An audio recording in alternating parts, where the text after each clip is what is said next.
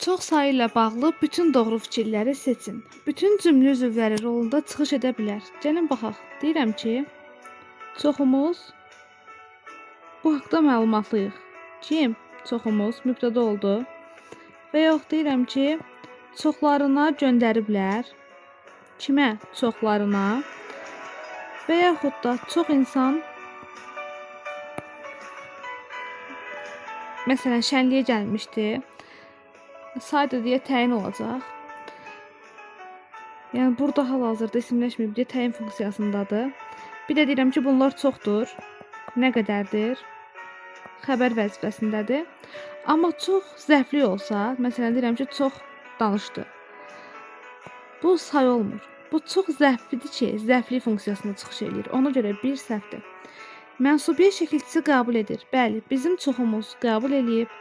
Çoxlarına, məsələn burada qəbul eləyib, doğrudur. Düzəltmə sayın, sifətin, ismin, feilin və zərfin kökü ola bilər. Yazaq.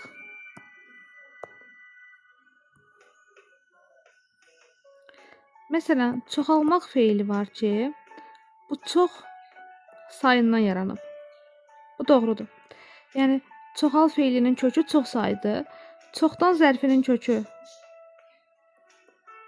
çox saydı. Çoxdankı sifətinin kökü çox saydı. Bir də nədir də ismin?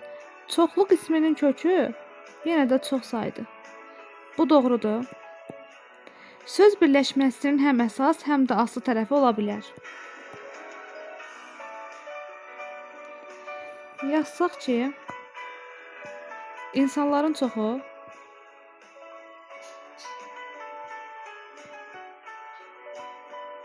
burada ikinci tərəfdədir deyə, bəli, olacaq əsas tərəf.